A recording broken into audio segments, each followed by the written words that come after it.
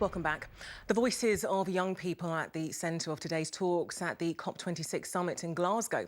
And that's why thousands of them have joined Greta Thunberg to march the streets to rally for less talk and more action by the world leaders. But are they actually being heard, and could they cause real change? Well, our Scotland reporter Alan Jenkins has more. Their slogans, Fridays for Future, but it is very much in the here and now they're demanding change.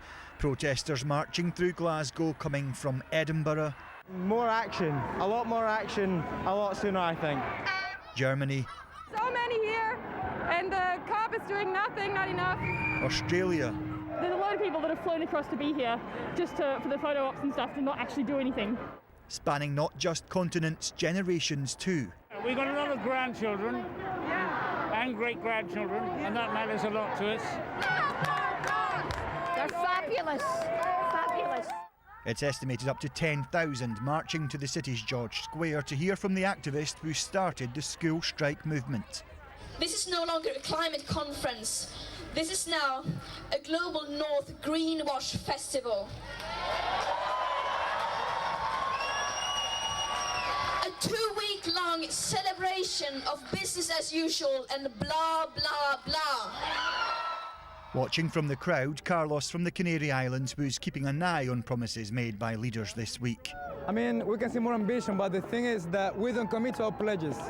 So I think that we have to hold accountable for those that don't commit to our pledges. Others like Alison and Layla, hopeful pledges to move away from coal and deforestation will be honoured. They have to act on their actions. It can't just be written in stone. As a youth, this is my voice. This is the platform that I have.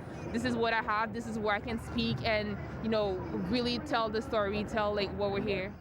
This protest against the backdrop of Youth Day at COP26, marked inside the conference by adventurer Bear Grylls, otherwise known as Chief Scout, there to highlight what his young members were doing. There's been a real focus on what they're calling their reduce, recycle, recover and rethink. And I love that mantra. I think it's a really sort of simple way for all of us to be able to do a little bit better, reducing the amount we use, recycling wherever we can, recovering in the sense, planting, whether it's gardens or trees or seeds, or tidying up an area. For those marching through Glasgow, this was their way of helping tackle climate change. Tomorrow, even more people are expected to make their voice heard in a protest here as a global day of action begins. Alan Jenkins, 5 News, Glasgow.